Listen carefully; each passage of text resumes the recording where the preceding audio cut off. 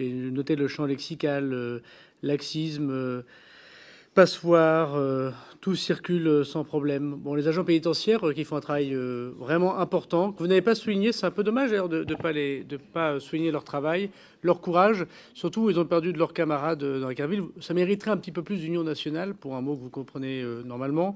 Et vous n'êtes pas au rendez-vous de cette union nationale, alors que je constate que les sénateurs du RN du Sénat ont soutenu et de ce texte et l'efficacité de ces mesures, les saluant d'ailleurs de leurs souhaits. Donc j'espère que dans le débat que nous aurons, ce ne sera pas un débat politicien comme malheureusement on vient d'avoir, mais ce sera un débat de soutien pour les agents pénitentiaires qui aujourd'hui doivent être un peu blessés de vos prises de position. Il ne suffit pas de leur apporter des chocolats pour le jour de Nouvel An, comme j'ai pu le voir dans les remontées de visites pénitentiaires, c'est aussi les soutenir quand on est en débat public et qu'on a devant soi à prendre ses responsabilités. Et là, je voudrais simplement dire à M. Gillet que quand j'étais ministre de l'Intérieur, j'avais écrit à tous les maires du Rassemblement national pour qu'ils puissent nous offrir un terrain pour construire des centres de rétention administratifs.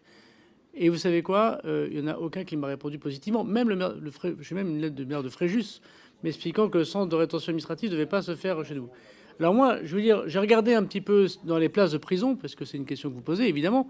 Le plan sera construit. Encore faut-il qu'il ne faut pas faire tomber les gouvernements dans ces cas-là pour que les travaux puissent quand même avancer. Mais ils vont évidemment continuer, puisque 6500 places ont été construites par mes prédécesseurs, et j'aurai l'occasion le mois prochain de pouvoir dire qu'effectivement, nous tiendrons la construction des places de prison.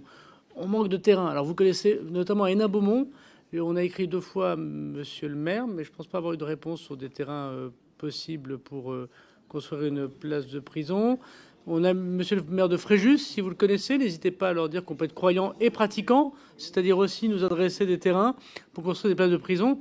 Donc voilà, si vous connaissez des maires du Rassemblement national qui veulent construire des prisons, voilà, on est très heureux de pouvoir avoir ces terrains, puisque non mais c'est important. C'est important que vos électeurs entendent aussi une chose, mais c'est pas très grave, on a le droit d'en discuter. C'est difficile d'obtenir une place des constructions de places de prison, on est bien d'accord, mais maintenant vous êtes en responsabilité. On aimerait que les élus du Rassemblement national nous proposent aussi, au moins une fois, peut-être une ville, nous propose un lieu pour construire une prison. Parce que c'est comme d'habitude, vous le dites ici à Paris, et vous ne le faites pas. D'ailleurs, je constate que les débats qui sont évoqués tout à l'heure, Mme Leroux l'a évoqué, le fait que vous vouliez priver nos enquêteurs et nos magistrats de moyens pour lutter contre les messages cryptés, c'est le même débat qu'on a eu sur le séparatisme. Il faut lutter contre l'islamisme radical, et à la fin, vous n'avez pas voté la loi séparatisme.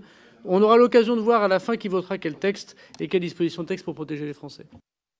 Monsieur le ministre de l'Intérieur. Oui, très rapidement, Michael Taverne. Bien sûr que, je vous confirme, un des grands chantiers, c'est la filière investigation. Et je ferai des propositions au printemps, précisément, qui sont très concrètes, pour faire en sorte qu'on puisse relancer cette filière d'investigation.